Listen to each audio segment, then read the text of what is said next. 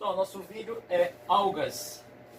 O reino protista, o protoctista, é o reino mais complexo que existe. Até porque, na verdade, poderia ser dividido em uns 2 ou 3 reinos, no mínimo 2.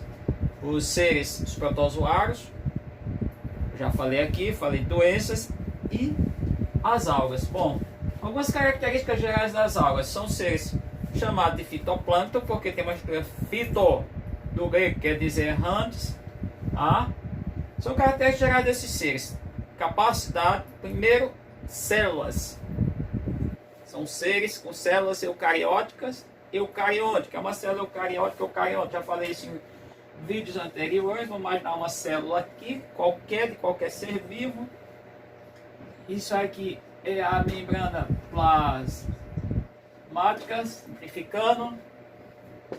Ela vai ter material aqui dentro, vários materiais. Isso aqui é o citosol, mas muito conhecido ainda como citoplasma.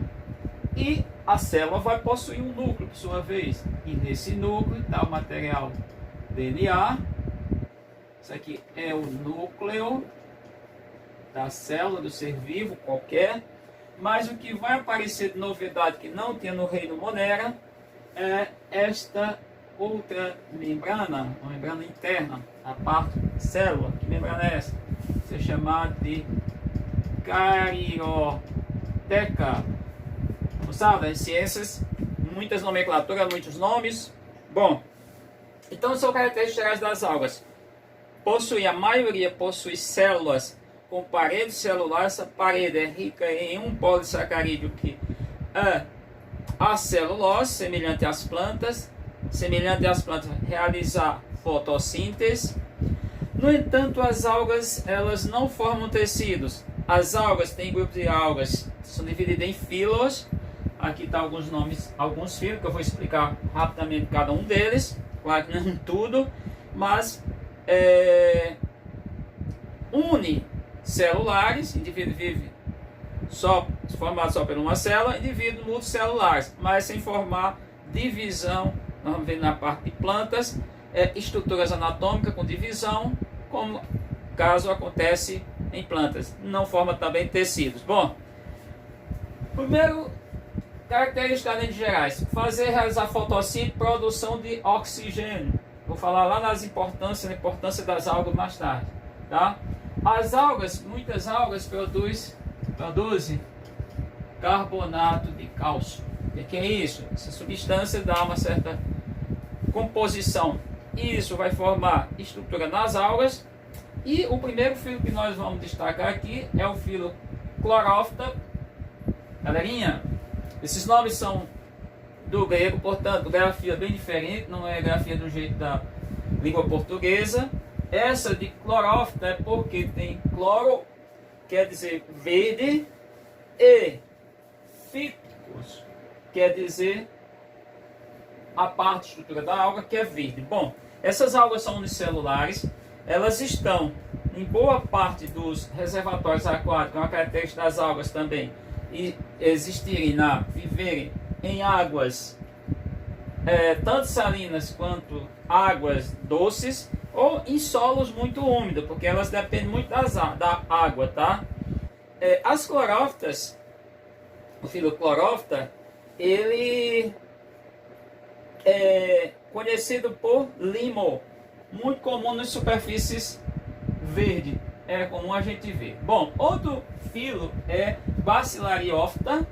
Bacillariophyta tem muito as diatomáceas. Diatomáceas, gente, elas são algas muito pequenas, tá? As diatomáceas formam até os diatomitos. Elas representam 1/4, ou seja, 25% das algas oceânicas, tá?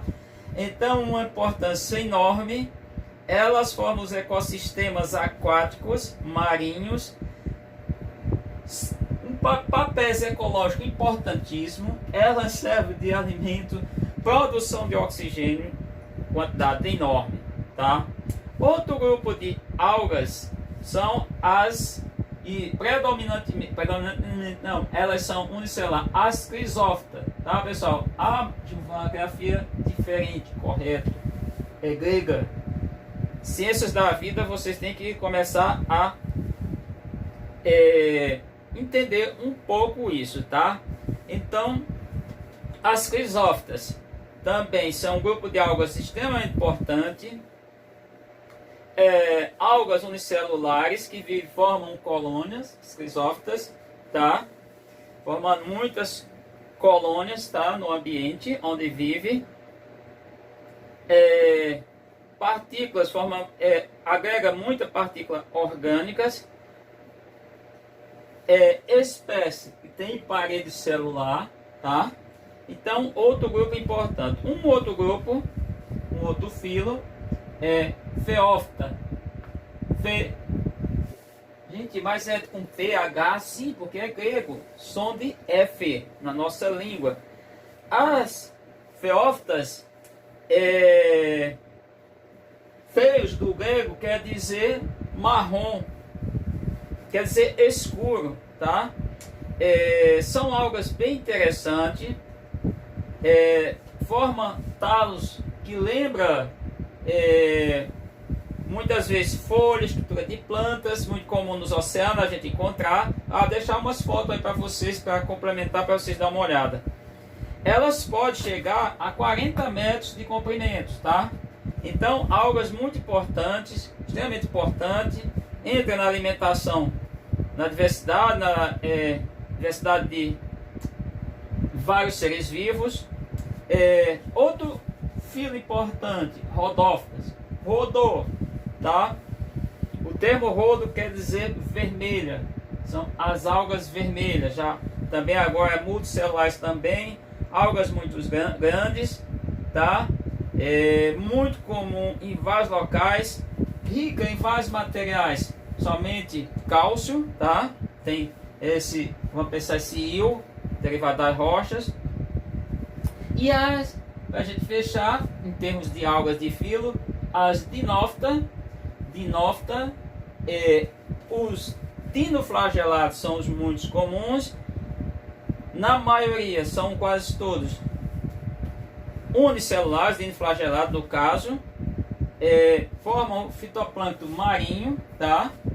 E extremamente comum nos oceanos, tá? Então, um grupo de algas importante. Do ponto de vista, quando a gente pensa nas algas do ponto de vista econômico, aí tem algo muito importante. As algas, elas são ricas em carragininas, AGA, que é substância, são os polissacarídeos encontrados nas algas, tá?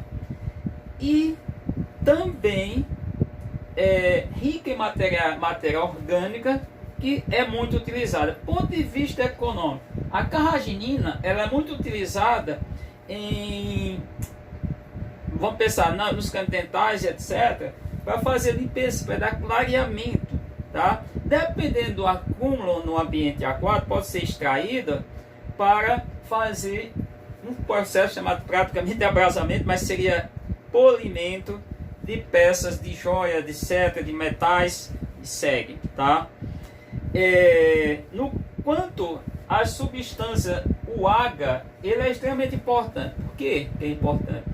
Certamente eu vou ter trazido com sorvete para vocês, torta não sou muito chegado, mas os confeitos feitos pelos bolos, ou melhor, pelos boleiros, ele leva o AGA. O AGA vai dar uma consistência, é um carboidrato que nós não digerimos, um polissacarídeo, tá? Mas ele entra na consistência, para formar a consistência só de o acabamento de um bolo, um enfeite, não, Giovanni. Entra também em sorvete. Para o sorvete, vocês pegam o sorvete, vê aquela textura, ali tem uma quantidade, um percentual de AGA. O AGA também é muito utilizado em meio de cultura. Que sentido? No meio sólido tem uma placa de Petri e para manter o nutriente preso à placa de Petri, que ela fica vertida, ele inverte. A placa tem tampa e tudo. Ele coloca esse meio líquido, que é aquecido. Quando é aquecido numa temperatura, o AGA ele fica líquido, no meio todo meio líquido, os nutrientes para crescimento de bactérias, fungos, micro-organismos. Então, o que vai acontecer?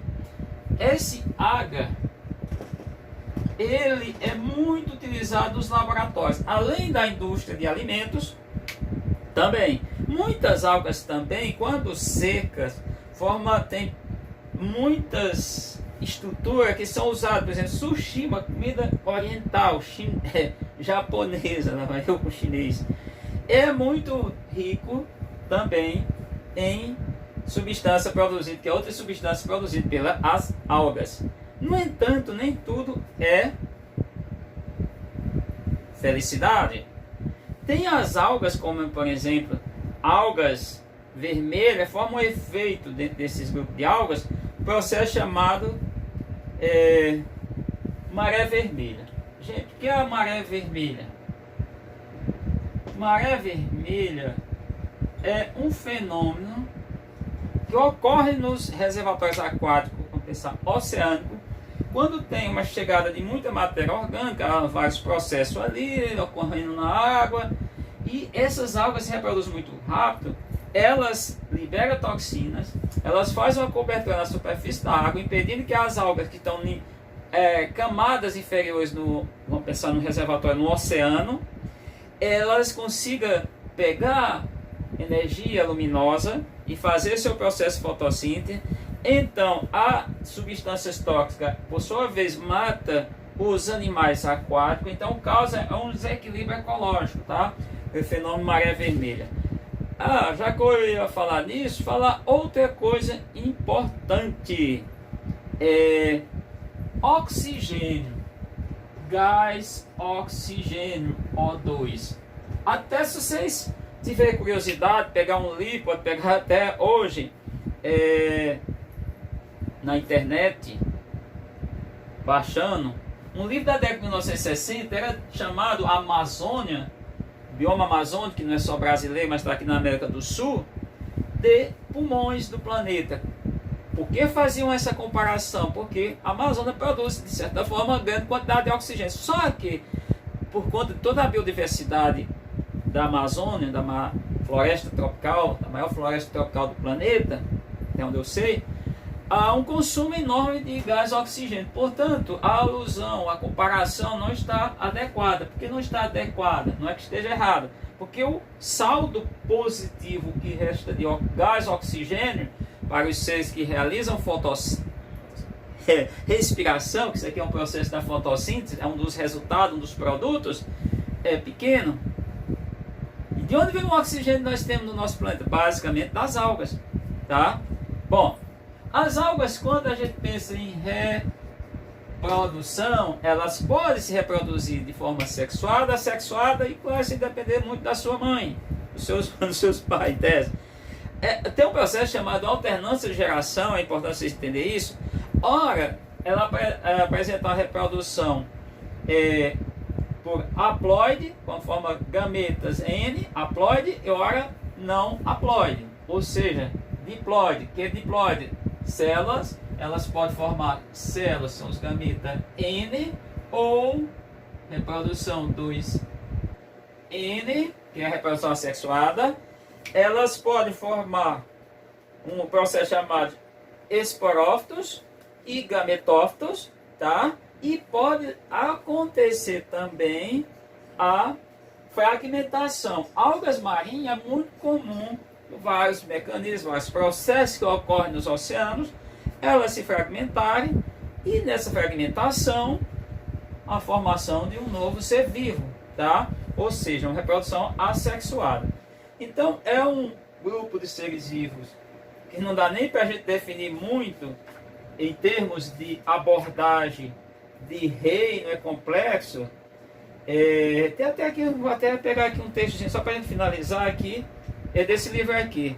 É um livro do ensino médio, mas vocês deem livro do ensino médio, eu pego o livro do ensino básico, no livro de vocês, pego o ensino médio. Mas aqui, o termo alga não corresponde a nenhuma categoria taxonômica formal da classificação biológica. Alga denomina diversos tipos de organismos eucariontes, fotossintetizantes, uni ou multicelulares. As algas multicelulares são semelhantes às plantas em certos aspectos, mas seus embriões, Ao contrário do que ocorre com as plantas, não depende do organismo materno para se nutrir. Então isso é só que uma introdução só na parte do capítulo do livro, só para a gente ter um entendimento como é complexo esse grupo de organismos vivos. Está distribuído nesses 6 filo, tá?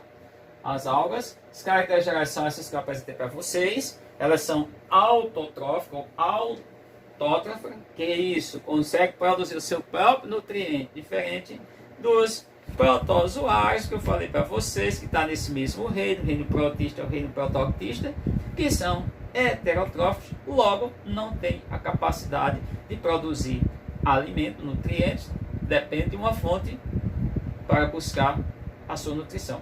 Então, gente, hoje nós estamos completando um mês de canal. Vou fazer um vídeo explicando para vocês porque o nome Biologia Evolutiva do Gilvan. Espero que vocês tenham gostado. É dicas gerais, eu não posso ficar explanando como se fosse uma sala de aula, numa aula mesmo. O vídeo ficaria muito longo e as pessoas dificilmente acompanhariam a proposta. Então, ficamos por aqui.